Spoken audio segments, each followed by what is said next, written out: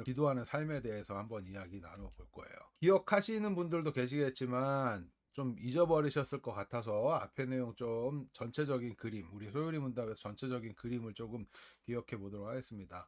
우리 소요리 문답 배우고 말씀을 배우고 이런 교리 같은 것들을 배우는 이유는 사실 하나님과 함께하는 삶, 그 신앙생활을 바르게 하기 위함이죠. 하나님을 제대로 알아서 제대로 알고 믿고 또 믿는다는 건 행하는 거니까 우리의 삶까지. 그래서 순종하는 삶으로 나아가기 위함이라는 거 여러분들 기억하셔야 되고, 이 신앙생활을 건강하게 하기 위해서 우리가 갖고 있는 이 신학적인 어떠한 방향성이라고 하면 개혁주의라는 거였어요. 그래서 이 개혁주의를 잘 이해하고 있으면 우리가 이 신앙생활을 보다 건강하게 해갈 수 있다라는 거 여러분들 기억하시면 좋겠습니다.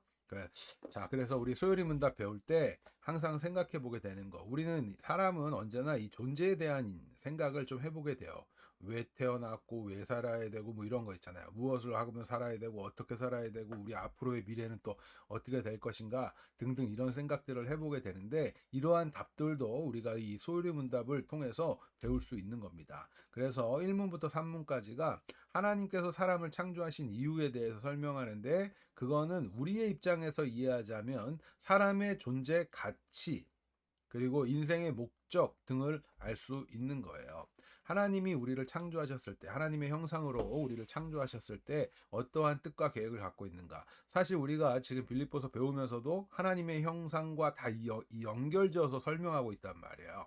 그래서 여러분들이 이 하나님 나라의 가치관을 배우는 것이 굉장히 중요합니다. 하나님 나라의 가치관의 관점에서 우리 인간을 이해하고 바라보고 하는 것들도 중요하고 그래야 우리 삶이 어떻게 변화되는가 우리의 목적 있는 삶을 살아가게 된단 말이에요. 하나님의 뜻하신 가운데. 그래서 이런 것들을 여러분들이 반드시 좀 기억하실 필요가 있습니다. 그래서 4문부터 38문까지는 이 믿음 파트 이 부분에 있어서는 하나님에 대해서 이야기하고 있어요.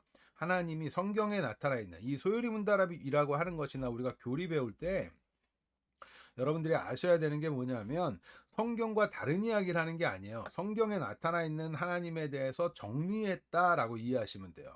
그래서 그 내용들을 정리해 놓은 상태에 있기 때문에 그 내용들을 잘 알면서 성경을 보게 되는 거죠. 그래야 성경을 바르게 보게 됩니다. 어떤 사람들은 뭐 교리나 이런 소유리 문답이나 뭐 이런 문답서들이나 신앙 고백 이런 거 뭐 나중에 이렇게 얘기하는 사람들이 있어요. 조금 가치가 없게 오늘날 특히 공부하는 거 싫어하기 때문에 사람들이 그러는 경우가 있는데 그렇지 않습니다. 이런 것들을 제대로 알고 있어야 신앙생활을 바르게 할 수 있어요. 그래서 소요리 문답 같은 경우는 특히 우리 개혁주의 교회 장로교단에서는 우리가 세례 문답을 할 때 이 소요리 문답을 배우죠. 여러분들 아마 어렸을 때 세례 받으신 분들은 기억하실지 모르겠는데 그때의 이런 문답서를 배워요. 그래서 하지만 이 깊이 있게 또 못 배웠을 수도 있고 지금 오래됐기 때문에 또 기억이 안 날 수도 있고 그런데 잘 기억하시기 바래요. 그래서 믿음 파트에 대해서는 우리의 믿음의 대상 그 창조주 하나님은 어떤 분이신가? 다시 말하면 우리의 입장에서 그러면 이해할 때 우리는 하나님에 대해서 무엇을 믿는가라는 거겠죠. 그리고 이제 39문부터 107문까지는 그러면 그 하나님 창조주께서 우리의 믿음의 대상이고 우리를 창조하신 그 하나님께서 우리에게 무엇을 요구하시는가에 대해서 배우고 있는 거예요. 다시 말하면 우리는 어떻게 신앙생활하고 어떻게 믿어야 건강하게 성경에 따라서 믿고 있는가라는 거예요. 아시겠죠? 그래서 신앙 이 파트 1에서 의무 이제 우리는 지금 이 배우고 있는 파트가 의무잖아요. 우리는 어떻게 신앙생활을 해야 하는가, 어떻게 믿어야 바르게 믿는가라는 파트를 배우고 있는데 그 부분을 또 나눠 보면 신앙생활의 정신이었던 이 십계명에 대해서 배웠고요. 그 다음에 또 우리가 그러면 그 정신에 따라서 행함 있는 믿음으로 어떻게 나아가야 할 것인가를 지금도 배우고 있는 거예요. 결국 그 전체적인 표현으로 하자면 순종이라는 것이고 제가 요즘 우리 설교하면서 여러분들에게 말씀드리고 있는 바에 따르면 사명자의 삶인 거예요. 사명자의 삶이라는 것은 어떠한 일을 한다 이런 개념으로 여러분 갖지 마시고 하나님의 뜻을 뜻대로 행하는 믿음의 삶을 살고 있다. 다시 말하면 하나님께서 거룩한 삶을 우리에게 요구하시기 때문에 우리는 거룩을 추구하면서 살잖아요. 그 거룩을 추구하는 삶이 곧 우리의 인생의 목적이기도 하고 또 우리의 사명이기도 한 거죠. 그래서 그 삶을 하나로 하자면 그리스도인들은 순종하는 겁니다. 그렇다면 무엇에 순종해요? 하나님의 말씀에 순종하겠죠. 이렇게 정리를 해 나가셔야 돼요. 아, 신앙생활이라는 것은 그냥 내가 주인 되어서 살면서 내 뜻을 하나님께 구해서 그걸 얻어내고 살아가는 게 우리 기독교 신앙이 아니라 하나님을 알고 그 하나님의 말씀에 따라 순종하는 것이 우리의 기독교 신앙이구나. 그렇다면 오늘 배우게 되는 거 안에서도 여러분들이 기억하셔야 될 거는 뭐예요? 기도는 하나님의 뜻을 알기 위해서 하는 것이고 궁극적으로는 우리가 순종하기 위해서 하는 거다라는 것을 여러분들이 기억하시면 됩니다. 자, 그래서 우리 정신은 뭐라고요? 하나님 사랑하고 이웃 사랑으로 나타났던 그 십계명인 거예요. 그래서 이제 이 순종하는 거에서 하나님의 백성의 의무에 대한 그 파트를 또 이렇게 우리가 배웠던 거 생각해 보면 죄와 징계에 대해서 내용들을 배웠어요. 죄란 무엇인가? 한번 떠올려 보세요. 여러분들 죄가 뭡니까? 또 죄의 경중이 있던가? 죄에 대한 징계는 어떻게 됐던가? 이런 내용 배웠었고요. 또 믿음과 회개 부분에서 믿음과 회개로 나아가게 하는 그 믿음의 방편들이 무엇이 있었는가? 이런 것도 배웠어요. 그리고 그 배우던 과정 속에서 우리 믿음의 방편 중에 말씀과 성례까지 배웠고 기도를 배우던 중이었어요. 예, 기억이 좀 나실지 모르겠는데 기도를 배우는 중이었고 오늘 그래서 기도에 대해서 다시 한번 점검하고 우리가 또 다시 기도에 대해서 좀 이야기를 해보고자 합니다. 그러니까 요번 주 뭐 지난주 계속 기도에 대한 이야기 하고 있었잖아요. 그러니까 이런 것들을 함께 생각해 보셔야 돼요. 자꾸. 따로따로 이렇게 하는 게 아니라 통합적으로 이해하시고 통합적으로 그 안에서 자꾸 연결을 시켜 보셔야 돼요. 그래야 여러분들이 사고하는 힘이 생기고 힘이 생겨야 우리가 행동합니다. 그 사실을 좀 기억하시면서 자, 제가 징계 짧게 넘어갈게요. 82문부터 83문에 나왔던 것 중에서 타락한 사람이 하나님의 계명을 완전히 지킬 수 있는가? 지킬 수 있다면 그로 인해서 죄의 경중이 있던가? 모든 죄에 대한 그 보응이 있던가? 예수님께서 율법의 마침이 되셨단 그렇게 예수님께서 율법의 마침이 되셨다고 말씀하셨는데 그 율법이 마침이 되었으면 지키지 않아도 되는가? 아마 이 질문들 다시 받으면 이게 배웠던가 이런 생각이 드실 수도 있겠죠. 네. 그래도 한번 또 다시 보는 거예요. 그래서 우리는 사실 반복적으로 계속 공부해야 됩니다. 자, 믿음과 회개 파트도 있었어요. 죄에 대한 하나님의 진노와 저주에 대한 하나님의 요구, 외형적 방편들을 통한 믿음, 생명에 이르는 회개, 예수 그리스도를 믿는 믿음은 무엇인가? 구원의 은혜로 오직 예수님만을 영접하고 의지하는 것이 그 믿음이었다. 이런 거 배웠죠. 생명에 이르는 회개란 무엇입니까? 이런 거 배웠어요. 구원을 얻는 그 은혜로 죄를 참되게 느끼고 그리스도 안에서 하나님의 긍휼하심을 깨달아 자기 죄를 슬퍼하고 미워하고 여러분들 예수 믿게 되면 내가 죄가 아니었던 것도 죄로 깨달아지기도 하고 이제 그 죄를 멀리 하려고 해요. 그리고 내가 그 죄 지었던 거 왜 하나님께 대하여 죄 짓는 거기 때문에 슬퍼하고 그런 마음들이 생겨요. 그리고 죄에서 떠나 하나님께로 돌아서서 새롭게 순종하기로 이 굉장히 중요한 거예요. 그래서 예수 믿는다는 건 과거의 나의 삶 속에서 이제 돌이켜 하나님의 말씀에 순종하는 삶으로 나아가는 겁니다. 우리가 행하는 여러분들이 행하는 그 종교 행위들이라고 하는 제가 그렇게 표현 많이 하잖아요. 그 종교 행위들이라고 하는 것은 사실은 우리가 이제 돌이켜서 그것이 참되게 예배가 되고 우리의 삶이 되도록 하게 하는 거는 내가 이제 그것을 돌이켜서 나의 삶 속에서 그 삶을 살지 않겠다라는 신앙 고백과 더불어졌을 때 그것이 같이 있어지는 거예요.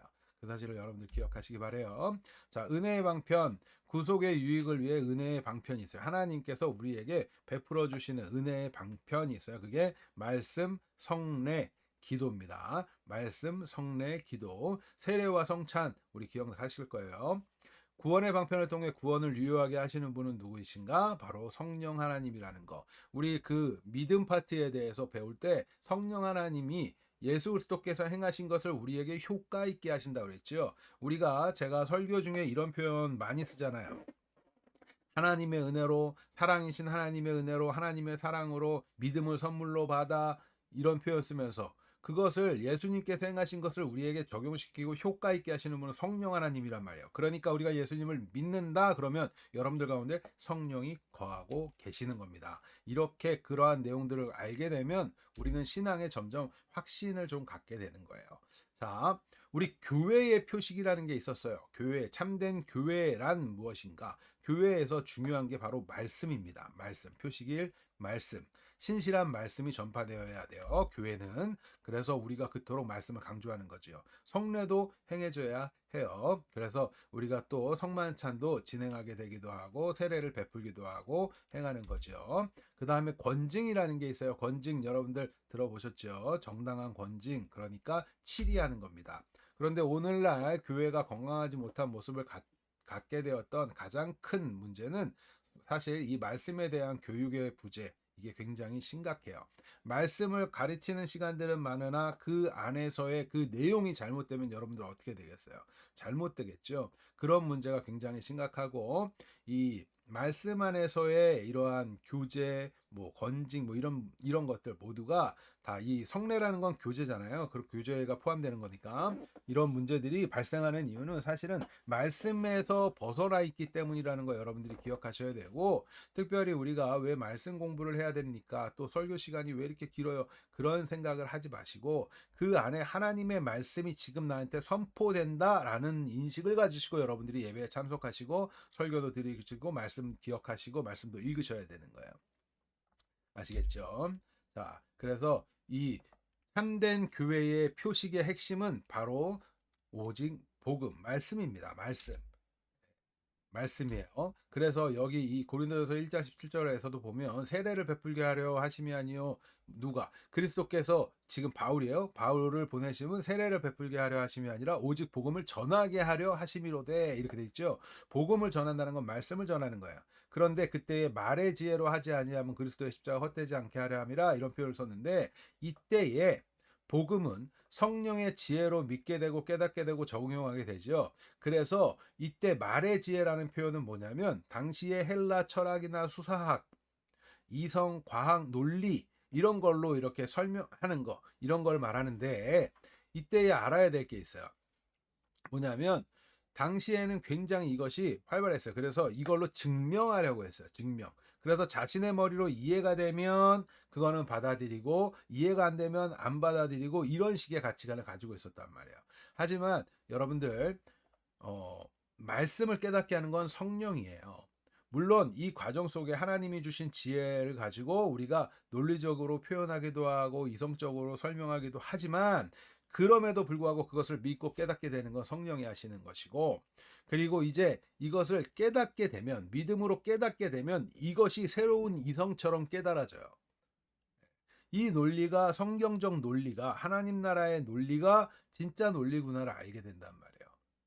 왜요? 죄로 인하여서 오염되어서 하나님을 알지 못하고 하나님의 뜻을 알지 못하고 하나님의 뜻을 행하려 하지 않고 그렇게 살았던 이들이 이제 그것이 씻겨졌기 때문에 진짜 무엇이 진짜인가를 알게 된단 말이에요.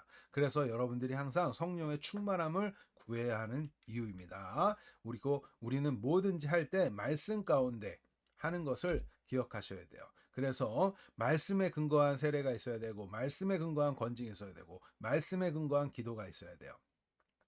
우리 지금 기도 말씀에 근거해서 기도하는 거예요, 여러분들. 그 사실을 좀 기억하시기 바래요. 기도란 무엇이에요? 기도란 그리스도의 이름으로 우리의 소원을 하나님께 구하되 하나님의 뜻에 합당한 것을 간구하고, 이게 중요한 표현이에요. 하나님의 뜻에 합당한 것, 우리의 죄를 자복하고 회개죠. 그의 자비하신 모든 은혜를 감사하는 겁니다. 감사로 기도하는 거예요. 우리 빌립보서에서 지금 배우던 내용들 그대로 있죠. 네, 그런 겁니다. 기도의 지침으로 우리에게 무슨 규칙을 주셨습니까? 하나님의 모든 말씀이 기도의 지침으로 우리에게 유용합니다. 자, 여러분들 기도하실 때 쉽게 말하면 이런 거예요. 부모와 자녀 간에 함께 대화를 합니다. 부모가 약속을 했어요. 언제 뭐 하자.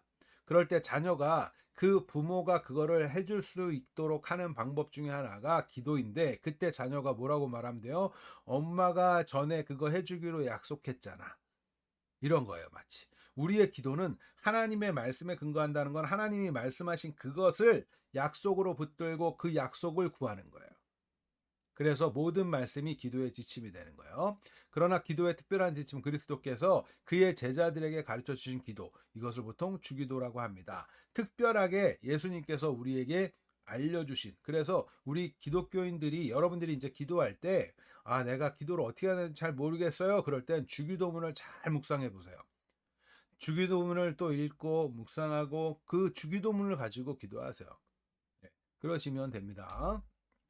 그래서 우리가 주기도에 대해서도 배우고 있었던 거예요. 자, 그렇다면 예수님의 이름으로 드리는 기도, 그 기도는 무엇인가? 기도는 예수님의 이름으로 드리죠. 우리 그리스도인들은 여러분들의 각자의 이름을 가지고 기도하는 게 아니에요. 그렇죠?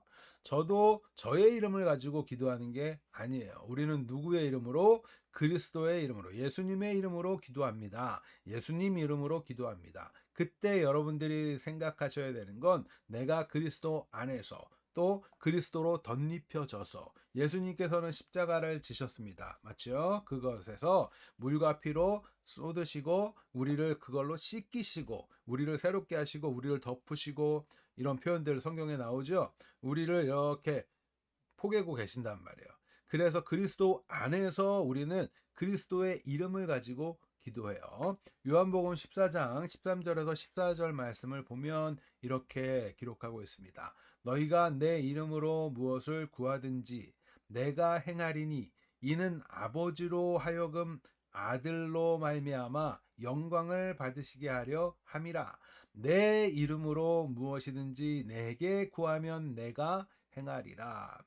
그렇죠? 예수님께서 말씀하신 거예요. 내 이름으로 구하라고. 내 이름으로. 누구의 이름? 예수님의 이름. 그렇다면 여러분들이 더 생각해 볼 수 있는 건 이거겠죠. 앞서서 말씀드렸지만 그리스도 안에서 기도한다라는 의미도 있고 예수님 이름으로 구한다는 의미에 대해서 또 여러분들이 생각할 때 주님의 뜻을 가지고 하는 거예요. 말씀에 근거해서 여러분들이 누군가를 대표해서 사인을 한다고 합시다. 여러분들이 직장을 다녀요. 그런데 여러분들이 직장에서 어떠한 것을 대표로 여러분들의 사인을 한다고 할 때는 여러분들 마음대로 사인하는 게 아니라 직장의 입장을 가지고 하죠. 그걸 대표해서 한단 말이에요. 그러니까 우리는 마치 서명하듯 주님의 뜻을 가지고 우리가 파견된 사명자로서 그 역할을 하는 것처럼 그렇게 기도하는 거예요. 그러면 내가 내 소욕, 내 정욕에 이끌려서 하는 기도 이러한 쪽으로 기도하지 않게 되겠죠. 점점. 그러면서 어떻게 해요? 하나님의 뜻에 맞춰지게끔 기도하게 된단 말이에요. 그런데 우리는 너무나 쉽게 그냥 예수님의 이름으로 기도하라고 그랬으니까 예수님의 이름을 마치 무슨 부적 마냥 그렇게 기도하는 그런 경우가 너무나 많죠. 그러니까 여러분들이 이제 기도하고 뭐 주기도문을 외우고 사도신경을 고백하고 할 때 또 말씀을 들을 때에도 하나하나 곱씹으면서 하셔야 돼요. 곱씹으면서 그 의미를 떠올리시면서 예수님의 이름으로 구한다고 할 때 우리 하늘에 계신 우리 아버지요 이러면서 주기도문을 외우고 할 때도 끝에 이런 마음으로 하는구나라는 것도 알고 여러분들의 그 간절한 기도할 때도 그러한 마음으로 기도하시는 그러한 훈련들이 필요한 겁니다. 자, 그러면 기도로 소원을 아뢰라 이런 표현이 있죠. 시편 62편 8절에 백성들아 시시로 그를 의지하고 그의 앞에 마음을 토하라. 하나님은 우리의 피난처시로다. 이런 표현이 있어요. 시시로 그를 의지하고 마음을 토하라. 언제나 하라는 거죠. 언제나 주님을 의지하고 마음을 토하라. 이런 표현들. 그런데 우리가 중요한 게 바로 이거라는 거예요.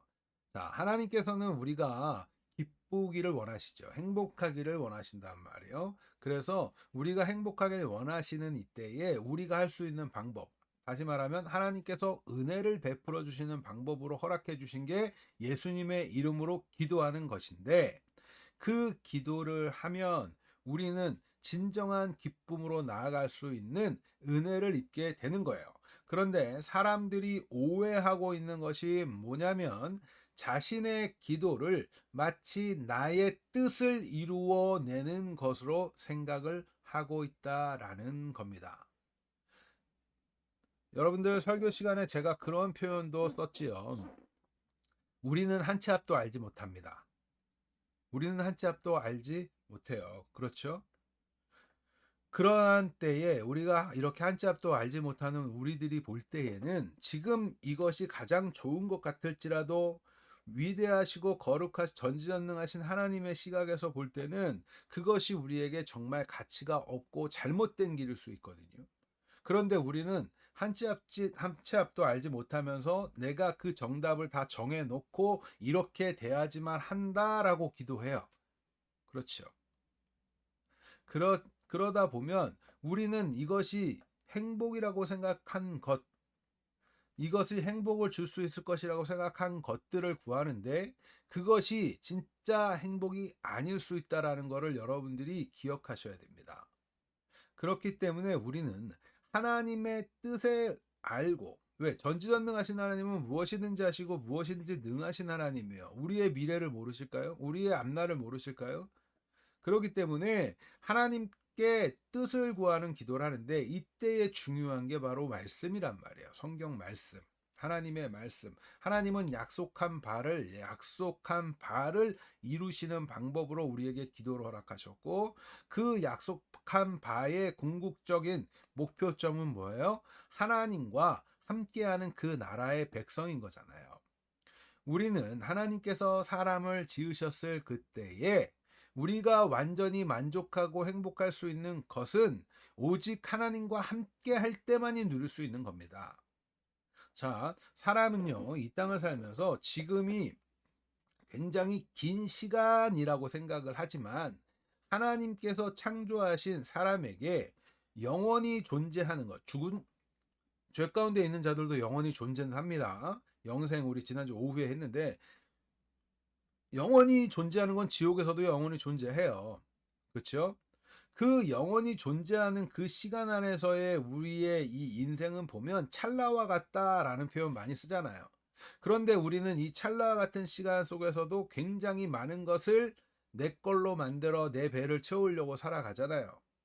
그것이 행복을 줄 수 있을 거라고 생각을 하잖아요. 그런데 전지전능하신 하나님의 관점에서 성경적 관점에서 보면 그것은 굉장히 작은 그러한 것밖에 되지 않음을 우리가 좀 알아야 돼요. 그래서 좀 더 크고 넓게 보시는 시각이 좀 필요합니다. 우리의 인생도 마찬가지예요. 그러면 하나님의 그 위대하신 뜻의 관점에서 보면 우리는 하나님과 함께할 때만이 완전히 행복하고 완벽한 기쁨 속에 거하게 될 것인데 하나님의 뜻에서 벗어나 내 거를 섬기고 나를 섬기기 위해서 구하는 것들을 그것이 이루어지는 게 정말 행복인가? 그런 생각을 해보시란 말이에요. 그러니까 그 내 뜻이 이루어지지 않음을 가지고 낙심하지 마시고 불평하지 마시고 하나님께서 진짜 허락하시고자 하는 것, 그 기도 안에 가장 중요한 건 뭐예요? 하나님과 함께 하는 거란 말이에요. 그 사실을 여러분들이 점점 기억하시기 바랍니다. 자, 다음으로는 기도로 회개한다입니다. 기도로 회개함. 누가복음 18장 13절에 세리는 멀리 서서 감히 눈을 들어 하늘을 쳐다보지도 못하고 다만 가슴을 치며 이르되 하나님이여 불쌍히 여기소서 나는 죄인으로소이다 하였느니라. 자, 우리가 하나님을 아버지로 알게 되고 깨닫게 되고 하나님의 거룩하심을 보게 되고 하나님이 전지전능하심을 알게 되면요. 여러분들 그 앞에 내가 거룩하지 않음이 이렇게 폭로가 돼요. 다시 말하면 우리가 죄인이라는 걸 알게 되죠. 죄인이람을 알게 되었을 그때에 우리가 할 수 있는 건 뭐예요? 죄인이라는 걸 알게 되었을 그때 우리가 해야만 하는 건 뭐냐면 바로 이 부분이죠. 가슴을 치며 하나님이여 불쌍히 여기소서. 나는 죄인이로소이다. 자, 사람들이 자신은 예수님이 필요가 없다고 말하고 하나님이 필요 없다고 말하는 사람들, 사실은 그 중심에는 뭐가 있냐면 여전히 자신이 왕되어 있고 신되어 있음이 있다고 그랬어요. 다시 말하면 자기는 우리 이 성경적인 표현에 따르면 자신은 의롭다, 거룩하다, 나는 자격 있다 이런 거죠. 그런데 하나님, 너무나 거룩하신 하나님 앞에 서면 우리는 비로소 알게 돼요. 그래서 하나님이 우리를 만나 주시면 나는 하나님의 은혜가 필요한 자임을 알게 돼요. 그거를 알게 되면서 하는 게 뭐예요? 바로 죄를 자백하게 되고 그 죄를 용서받기를 구하게 되고, 그래서 그 구하면서 어떻게 해요? 이제는 그 삶에서 멀어지려고 하게 되고, 그게 회개자의 삶인 거죠. 그러한 회개가 있기 바랍니다. 나는 죄인으로소이다. 그렇게 회개할 수 있는 이유는 하나님의 거룩하심 앞에 내가 서게 되기 때문이에요. 여러분들, 너무나 깨끗한 그 물이나 이런 거 보거나 아니면 너무나 깨끗한 데 보면 내 티가 많이 보이죠. 요즘에 뭐 가끔 방송 보면서도 깜짝깜짝 놀랄 때가 있는데, 너무 화질이 선명해서 그 배우들의 막 과거에 젊었던 것 같은 그 배우들의 이렇게 잔주름까지 막 다 보이잖아요. 그런 거 보는 것처럼 거룩하신 하나님 앞에 내가 서게 되면 우리의 죄, 그런 게 보여요. 그런데 그 하나님 앞에 선다고 할 때 우리가 기억해야 되는 건 뭐예요? 말씀을 가지고 비춰보는 거예요. 말씀을 가지고 비춰보는 거예요. 그러면 성령님께서 그것을 적용케 하시고 효과 있게 하시기 때문에 우리가 결국 나는 죄인입니다를 알게 돼요. 그러니까 하나님께 계속 반복적으로 엎드릴 수밖에 없게 되고, 그러할 때 우리가 하나님 앞에 엎드려 경배하게 되고 하나님의 위대하심 앞에 수그리게 되는데, 근데 하나님이 은혜를 베풀어 주신다. 그러니까 여러분들 회개할 수 있는 거, 나의 죄를 아는 걸 너무 불편해하지 마세요. 말씀이 설교를 통해서 선포가 되죠. 선포가 되었을 때 사람들 울그락불그락 하는 모습도, 불편해하는 모습들이 사실 보여요. 그런데 그 말씀을 듣고 불편해하는 거 있을 수 있어요. 그런데 사실은 그렇게 되는 게 잘 듣는 거예요, 설교를. 왜냐하면 우리는 끊임없이 이 땅을 살면서도 자범죄라는 것을 짓잖아요. 그래서 자꾸 우리가 이렇게 불편해지는 것들을 보면서 알아야 주님 앞에 다시 엎드리게 돼요. 다시 말하면 죄인임을 깨달아야 하나님의 은혜가 필요해요를 알게 된다고. 그래서 구약에서 성경을 보면 전체적으로 나오는 게 뭐라고 표현해요? 율법이라고 표현하잖아요. 율법을 보면서 뭘 깨달아요? 죄를 깨달아요. 그런데 그 안에 그 죄를 깨달아야 하나님의 은혜의 그 복음이 필요하다는 걸 알게 돼요. 그러니까 이 여러분들이 말씀을 듣고 왜 위로가 없어요? 아니요. 성령께서 위로케 해주시길 여러분들 구하는 마음, 그리고 오늘 나에게 어떻게 역사하실까를 기대하면서 예배에 참석하고 말씀을 듣고 또 기도로 나아가는 거예요. 말씀에 근거해서.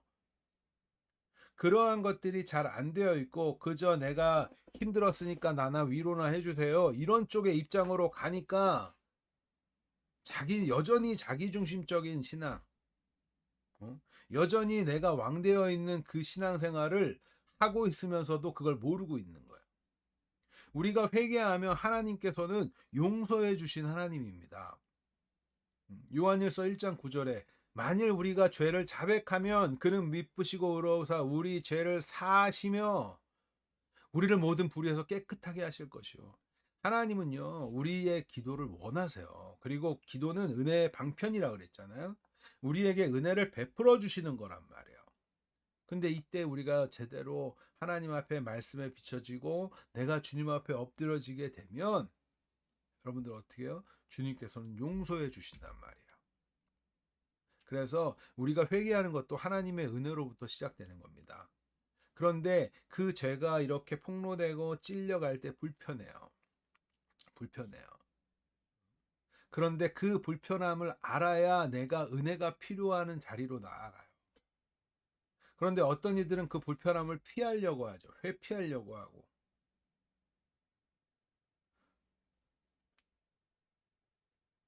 여러분들, 그런데 직면하셔야 되고 그 안에서 하나님께 은혜를 구하셔야 돼요.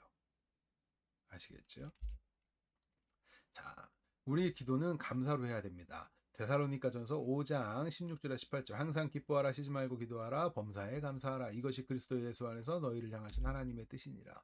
감사는요, 하나님께서 기뻐하시는 일인데, 자 보세요. 회개하게 된 것도 감사하죠. 내가 죄를 깨달은 거 감사해. 왜? 그렇게 주 앞에 나아갔을 때 주님께서 용서하여 주심을 느끼기 때문에 나를 얼마나 사랑해 주시는지, 이렇게 악한 나를 사랑하여 주시고 나를 자녀 삼아 주시고 나를 또 사명자라고 불러 주시고 하나님의 백성이라고, 그리고 내가 너와 함께 하겠다고 말씀해 주시는 그 과정을 이렇게 겪는 삶을 살면서 우리는 감사할 수밖에 없죠. 그래서 예수 믿게 된 자들은 정말 이 세상에서 줄 수 없는 것, 이 세상에서는 말할 수도 없고 알 수도 없고 행할 수도 없는 그 그리스도의 사랑을 우리에게 주신 거란 말이에요. 그 사실을 아는 자들, 그 가치를 아는 자들은 사실 항상 감사하게 됩니다. 왜요? 물론 우리는 여전히도 이 땅에 살고 있다 보니까 때때로 그 사실을 망각할 때가 있어요. 잠깐 고개를 다른 데 돌릴 때가 있죠. 그러면 불편해져요. 그런데 그럼에도 불구하고 우리는 살아있는 하나님께서, 살아계신 하나님께서 우리의 가운데 다시금 깨닫게 하시고, 그 과정 속에 필요한 게 말씀을 듣는 일이고 기도하는 일이에요. 그러면서 우리는 다시금 깨닫고 다시금 주님 앞에 나오고 또 그래서 하는데, 이때에 감사가 나올 수밖에 없겠죠. 감사가 나올 수밖에 없겠죠. 그런데 나는 예수 믿으면서도 감사할 일이 없어요. 이거는 뭐냐면 우리의 시선이 여전히도 이 땅의 것들만 보고 있기 때문에 감사가 없다라고 말하는 거예요. 나에게 지금 직면해 있는 문제가 해결되지 않았는데 어떻게 감사하겠어요? 아니라니까요. 여러분들, 그 문제들을 통해서도 우리는 더욱더 하나님과 관계를 깊이 맺는 것들을 훈련해야 되는 거예요. 하나님을 닮아가는 것을 훈련하는 거예요. 그래서 우리 빌립보서 4장 6절 말씀, 우리 배우고 있던 거죠. 9절. 아무것도 염려하지 말고 오직 모든 일에 기도와 간구로 너희 구할 것을 감사함으로 하나님께 알아라. 이때 기도는 하나님 앞에 예배하다, 하나님 앞에 나아가다, 뭐 이런 의미도 갖고 있다 그랬죠. 사람의 마음 자세가 하나님을 향하고 있는 거, 이거는 그래서 예배라는 거예요. 우리는 항상 기뻐하라, 쉬지 말고 기도하라 할 때 쉬지 말고 기도한다는 건 우리의 마음의 자세가 항상 하나님을 향해야 되는 거예요. 어떤 분들은 하루에 뭐 24시간 뭐 막 기도해야 돼요, 막 하면서 막 그렇게 기도하는 거를 막 그렇게 생각하는데, 아니에요. 우리가 기도하는 건 우리의 마음의 자세가 항상 하나님을 향해 있고, 내가 행하고 뜻하고 일하고자 하는 모든 것에서도 하나님의 중심적인 그 가치를 갖고 있는 거예요. 그러할 때 우리의 모든 삶은 기도자의 삶이 되는 거예요. 다시 말하면 예배자의 삶이 되는 거고, 하나님의 뜻을 이루어 가려고 하는 그 모든 순간에 그것이 사명자의 삶이 되는 거고, 그러니까 이런 것들을 잘 알고 계셔야 돼요. 그냥 몇 시간 뭐 오랫동안 기도하려고 하다 보니까 아무것도 안 하고 기도만 하는 사람들 있죠. 그게 건강한 신앙생활의 모습이 아닙니다. 물론 그렇게 기도하는 것도 필요해요. 때때로는 우리가 정말 모든 것을 하나님께 맡기면서 기도할 때도 있겠죠. 그런데 여러분들, 먼저는 이것을 아셔야 돼요. 사람의 마음 자세가 하나님을 향해 있는 거, 우리가 하나님의 뜻을 기억하면서 우리의 삶을 살아가는 거, 이런 것들 중요한 거예요. 간구라고 하는 건 필요한 것들을 하나님께 아뢰는 거라고 그랬죠. 그런데 이때에도 중요한 게 하나님의 뜻, 이거란 말이야. 그러면 하나님의 뜻을 하려면 뭘 알아야 돼요? 말씀이요. 그래서 말씀과 기도는 같이 가는 거예요. 말씀과 기도는 항상 같이 가야 되는 거예요. 자, 주님께서 가르쳐 주신 기도가 뭐였습니까? 그것은 우리 기독교인, 개신교인들, 우리의 슬로건 같은 거예요. 누가복음 11장 1절 2절 말씀에 제자 중 하나가 여짜오되 주여, 요한이 자기 제자들에게, 자, 요한 공동체요. 요한, 세례 요한의 공동체였습니다. 자기 제자들에게 기도를 가르친 것 같이 우리에게도 가르쳐 주옵소서. 이러한 제자의 요청에 예수님께서 가르쳐 주신 게 바로 이 주님께서 가르쳐 주신 기도죠. 다시 말하면 이것은 그 우리 공동체가 가지고 있는 독특한 점이고 지향점이고 우리의 슬로건 같은 거란 말이에요. 그러니까 이것은 여러분들 많이 가슴속에 새기고, 이 뜻 하나하나를 나중에 더 자세하게 배우고 이렇게 배우겠지만, 여러분들 자세하게 하나하나를 떠올리시면서 하시는 훈련이 조금 필요합니다. 자, 주기도문을 보면 참 간결해. 그죠? 짧잖아요. 그렇게 막 이렇게 저렇게 하지 않아요. 이러한 6장 7절 말씀에서 보면 또 이 기도할 때 이방인과 같이 중언부언하지 말라라고 하잖아요. 그들은 말을 많이 해요. 아까 전에 제가 말했죠. 24시간 기도 맨날 이렇게 해가지고 하는 거. 그 기도 들어보세요. 그러면 했던 얘기 또 하고 했던 얘기 또 하고 반복적으로 또 하고 들어주세요 하면서 계속 그러고 있어요. 그게 우리 그리스도인들의 기도가 아니란 말이에요. 같은 말을 공허하게 반복하는 것이 아니란 말이에요. 우리는 하나님의 뜻을 구하는 거고. 자, 그리고 여러분들이 한 가지 더 알아야 될 거. 기도하겠습니다. 기도를 막 해요. 그러면 자기 얘기 혼자 막 이러쿵저러쿵 기도했어요. 근데 하나님의 말씀을 이렇게 들으려고 하지 않죠. 때때로 우리가 말씀을 읽으면서도 하나님의 뜻을 깨달아요. 하나님 우리의 기도에 대한 응답이에요. 설교를 들을 때도 여러분들 우리의 기도에 대한 응답의 관점에서 자꾸 들어보셔야 돼요. 설교가 그냥 제가 아는 어떠한 신학적 지식을 전하는 게 아니잖아요. 하나님의 말씀, 하나님의 뜻, 하나님의 마음 이런 것들을 여러분들에게 선포하고 있는 거예요. 그러할 때에 여러분들은 그 안에서 오늘 나에게 주시는 하나님의 말씀 이렇게 생각하시면서 그 뜻의 의미를 기억하고 그 안에서 나에게 오늘 깨닫게 하실 게 무엇인가, 나에게 응답하실 게 무엇인가 이러한 관점으로 설교를 들어보시란 말이에요. 분명히 우리는 여러분들은 또 목표하는 바가 있기 때문에 성장이라는 걸 해야 되기 때문에 여러분들이 또 말씀을 직접 읽으실 때도 자라가야 하기 때문에 여러분들에게 어떠한 교훈들을 하고 있는 것, 신학적인 어떠한 정보들이나 교육들을 전달하는 것도 있지만 여러분들 그 안에서도 하나님께서 뜻하시는 바를 여러분들이 깨닫기 위해서 말씀을 잘 들으시고 또 기도하셨으면 이렇게 또 듣는 훈련 그리고 여러분들이 말씀을 읽기 전에 말씀을 집에서 성경책 읽기 전에 반드시 기도하세요. 오늘 하나님의 마음을 더 알게 해달라고 여러분들 기도하시고 하나님의 뜻을 더 깨닫게 해달라고 기도하시고 그리고 또 예배에 오실 때도 마찬가지고 설교를 들으실 때도 예배 전에 오셔서도 마찬가지예요. 기도하시면서 오늘 하나님께서 말씀하시는 바를 우리가 밝히 알고 깨닫게 하고 그것이 정말 나의 이성적인 것들이 되어서 우리의 마음을 울리고 나의 감정을 울려서 나의 행동으로 나아갈 수 있게 해달라고 여러분들 기도하셔야 돼요. 그렇게 행하시기 바랍니다. 그래서 간결한 기도에도 하나님께서는 응답하세요. 그런데 이게 무슨 얘기냐면 중원부원에서 많이 기도해야 할 줄 아는데 그게 우리 기도가 아니라 그랬잖아요. 간결한 기도. 이게 이 느헤미야서에 보면 이런 얘기가 나와요. 왕이 내게 이르시되 그러면 내가 무엇을 원하느냐 하시기로 내가 곧 하늘의 하나님께 묵도하고 왕께 아뢰되 이게 무슨 얘기냐면 느헤미야가 이제 이 아닥사스 왕이라는 이 왕의 이 술 맡은 관원장이었어요. 술 이런 거 그러니까 쉽게 말하면 행사 그걸 위해서 준비하는 사람이었는데 이 사람에게 이제 왕이 너 그걸 바라는 게 뭐야? 이랬더니 이제 말하는 거야. 근데 그때 막 몇 시간씩 기도하면서 이거 했겠어요? 그렇지 않단 말이야. 짧게 묵상하고 그리고 나서 나아가서 얘기해요. 그랬더니 어떻게 돼요? 이 성전 지금 바벨론 포로로 잡혀있다가 나와가지고 성전에서 성벽을 복구하는 그 일, 그것이 들어지게 되는 그러한 응답을 받게 되는 겁니다. 그런데 이때에도 뭐가 있겠어요? 하나님의 뜻,